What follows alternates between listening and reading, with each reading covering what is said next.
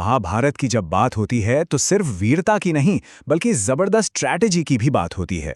तो चलिए आज बात करते हैं उस एक दिन की जिसने इस महायुद्ध की दिशा हमेशा के लिए बदल दी। वो था तीसरा निर्णायक दिन। तो देखिए, पहले 2 दिन तो सीधी सीधी टक्कर चली, लेकिन तीसरे दिन कुरुक्षेत्र का मैदान एक शतरंज की बिसात बन गया।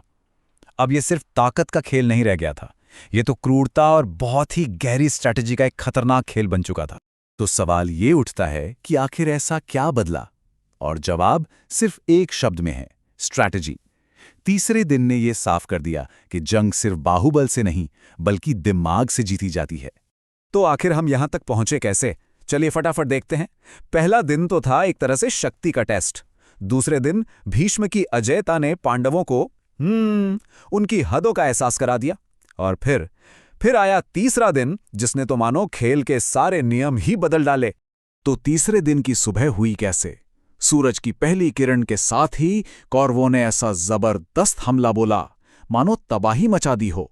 उनका इरादा एकदम साफ था, आज इस जंग को एक निर्णायक मोड़ देना ही देना है। अब देखिए, दोनों तरफ की सोच में जमीन आसमान का फर्क था। कौरव चाहते थे कि एक ही झटके में पांडवों की कमर तोड़ दी जाए, और उनका मेन टारगेट कौन थे? अर्जुन और भीम। वहीं दूसरी तरफ पांडव एक मजबूत दीवार की तरह इस हमले को झेलने और सही मौके का इंतजार करने की फिराक में थे। और जब ये दोनों इरादे आपस में टकराए तो नतीजा बहुत ही भयानक था।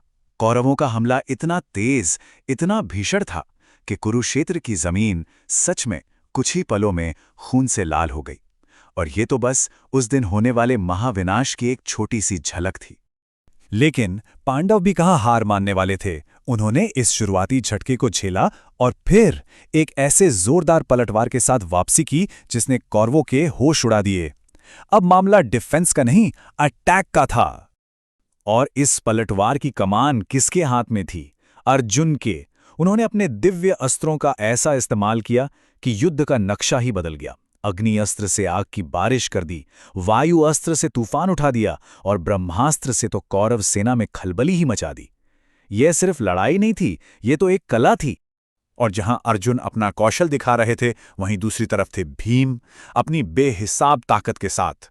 उनकी गदा जब चलती थी तो कौरवों की फॉर्मेशन पर कहर बनकर टूटती थी, सैनिकों को इधर उधर फेंक देती थी और पूरी की पूरी सेना को पीछे धकेल देती थी।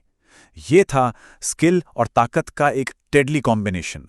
और यहीं पर पांडवों ने अपना सबसे बड़ा पत्ता खेला। अब लड़ाई 1-on-1 की नहीं थी। उन्होंने छोटे छोटे ग्रुप्स में मिलकर अटैक करना शुरू किया। एक ऐसी स्ट्रैटेजी जिसने कौरवों को पूरी तरह से चौंका दिया। ये एक बहुत बड़ा बदलाव था, इंडिविजुअल हीरोइज्म से टीम वर्क की तरफ। लेकिन पांडवों की हर चाल का जवाब देने के लिए वहां भीष्म खड़े थे। वो एक ऐसी दीवार थे जिसे तोड़ा नहीं जा सकता था, और उन्होंने अकेले ही पांडवों के इस काउंटर अटैक को रोक दिया। भीष्म सिर्फ एक योद्धा नहीं थे, वो अपने आप में एक पूरी वॉर मशीन थे। उनका तजुर्बा, उनकी स्ट्रैटेजी इतनी कमाल की थी कि उनसे सीधा लड़ना मतलब अपनी मौत को दावत देना था।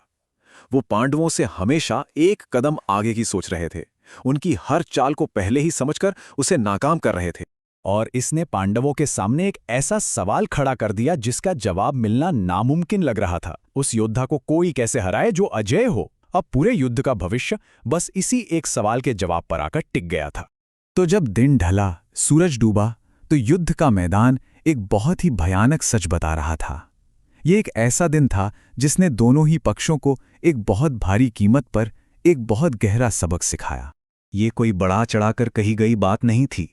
तीसरे दिन का नरसंहार इतना ज्यादा भयानक था कि जमीन सचमुच खून से सन गई थी।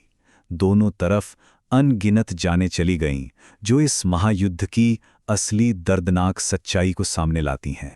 तो दिन के आखिर में क्या नतीजा निकला, चलिए देखते हैं।